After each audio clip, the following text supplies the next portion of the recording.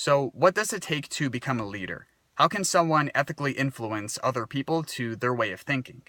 Well, to start, most people have a hard time understanding how this would really help you, especially because in reality, the motives of other people are clear enough to see that for the most part, they're usually self centered towards their own agenda. But to keep myself from sounding like a cynic, there are leaders out there who actually know how to effectively show strength while at the same time projecting warmth.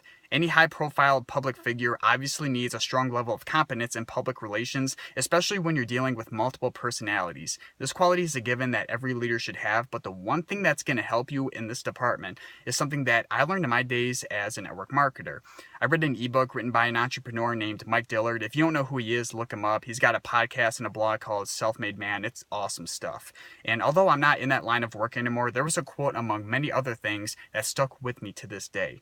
What he said was this: success will come once emotions leave the equation.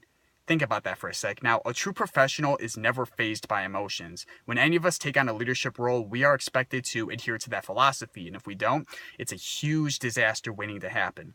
One way you could put yourself in those shoes is if you're a boss or a supervisor and you let people slide by too much with offenses that upper management may frown upon. Sometimes you can, show empathy and give people chances, which helps you project warmth to some degree.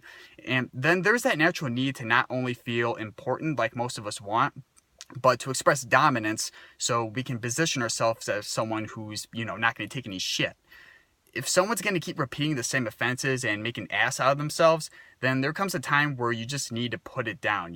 Don't be afraid to do what you need to do, because honestly, if you're going to show any emotion at all, you have to save it for personal matters. It's really not going to do you any good, especially in a professional setting. And on top of that, we can't feel any different about success or failure either, because they're a part of everyday business as well as everyday life. So if you ask me, the best advice I can give is to take the good and the bad for what it is. It's all a part of developing ourselves, and we're going to get better as time passes. So there's really no sense in letting them affect us, especially in a negative way. Just stay positive, take it one day at a time, even if it's the hardest thing in the world to do at that very moment. And I can guarantee that we can all feel that much better about ourselves.